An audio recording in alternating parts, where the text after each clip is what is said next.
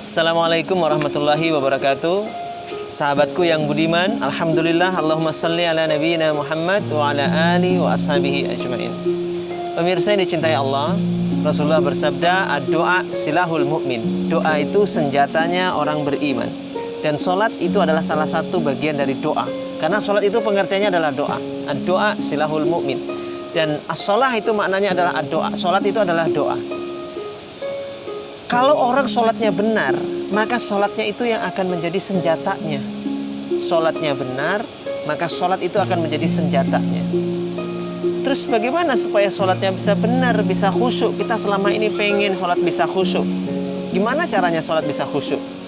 Imam Al-Ghazali mengatakan bahwa kalau kita ingin meraih sholat yang khusyuk, awalilah dengan wudhu yang khusyuk dan wudhu yang benar. Kalau wudhunya benar, wudhunya khusyuk, dampaknya ke sholatnya khusyuk. Tapi kalau wudhunya cepet-cepet, wudhunya nggak menghayati, wudhunya nggak khusyuk, berdampak pada sholatnya juga yang nggak khusyuk. Maka ini saling berkaitan antara wudhunya dengan sholatnya. Wudhunya benar, insya Allah sholatnya benar. Kalau wudhunya nggak benar, sholatnya bisa jadi nggak benar. Nah, apa kata beliau? Hendaklah ketika kita sholat, ketika kita berwudhu, mengawali sholat dengan wudhu, kita menghayati setiap gerakan-gerakan dalam wudhu kita, kata Imam Al-Ghazali.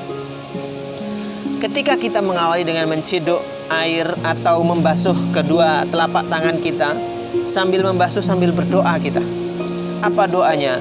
Ya Allah, tolonglah aku untuk dapat membaca kitab-Mu dan memperbanyak zikir kepadamu. Minta sama Allah supaya kita dimudahkan untuk membaca kitab Allah dan membaca zikir kepada Allah.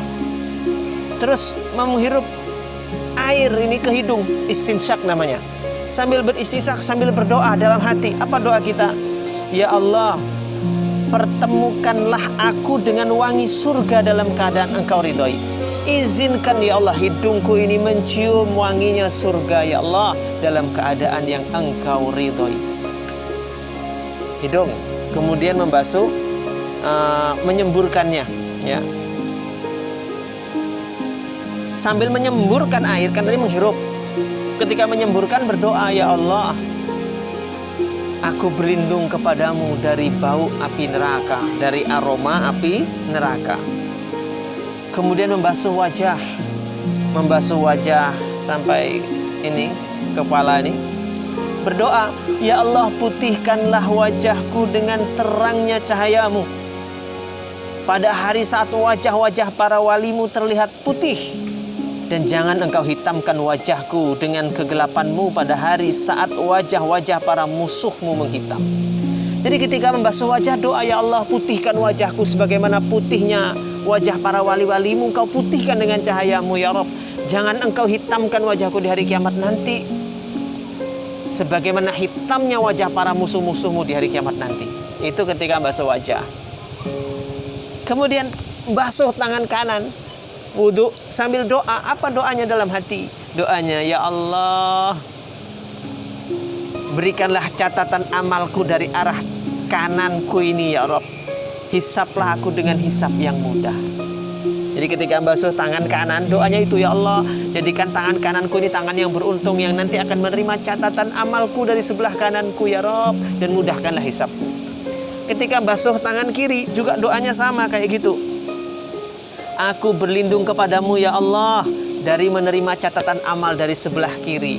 Aku berlindung kepadamu ya Allah dari menerima catatan amal dari sebelah kiriku dan dari belakang punggungku.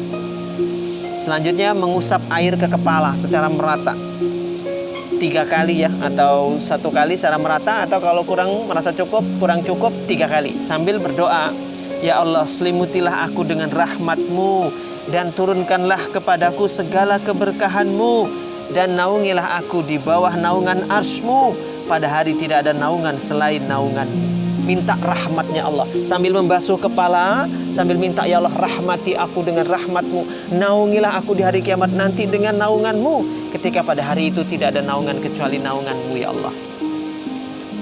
Terus setelah basuh kepala, telinga, sambil basuh telinga ini sambil berdoa, ya Allah jadikanlah aku bagian dari orang-orang yang mendengar ucapan dan mengikuti kalimat-kalimat yang baik, nasihat-nasihat yang baik. Dan perdengarkanlah telingaku ini dari seruan para penjaga-penjaga pintu surga. Mintanya itu doanya. Jadi sambil ngusap telinga sambil berdoa, ya Allah, jadikan telingaku ini telinga yang mudah mendengarkan nasihat kebaikan. Mudahkan aku mengikuti nasihat-nasihat kebaikan itu. Dan mudahkan telingaku ini nanti termasuk ke dalam telinga-telinga yang bisa mendengar seruan para pemanggil-pemanggil surga, para penjaga-penjaga surga. Itu doanya. Menghayati betul.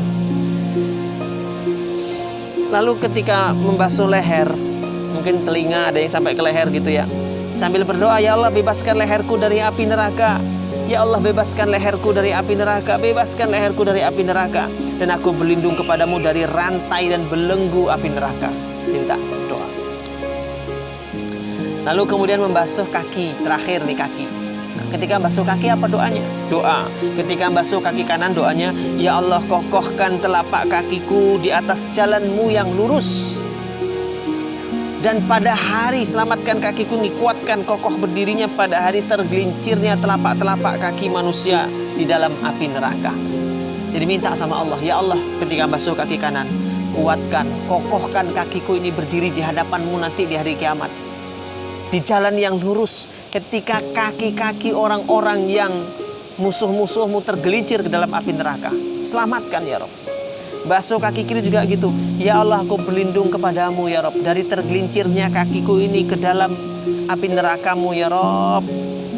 Selamatkan kakiku ini dari terjatuh, tergelincir di jembatan Sirat ya Rabb.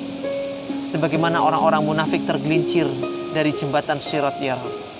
Itu doanya. Maka ketika kita berdoa dengan benar, ketika wudhu, setelah wudhu selesai berdoa juga, asyhadu alla ilaha illallah wahdahu la syarikalah wa asyhadu anna Muhammadan abduhu wa rasuluh. Allahumma ja'alni minat tawabina wa ja'alni minal mutatahhirina wa ja'alni min ibadikas salihin.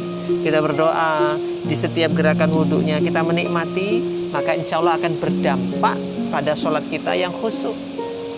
Kalau khusyuk, sholatnya khusyuk, sholatnya benar, insya Allah kehidupannya akan ditata oleh Allah Subhanahu wa Ta'ala. Tapi ketika sholatnya nggak khusyuk, sholatnya nggak benar, kehidupannya masih carut marut.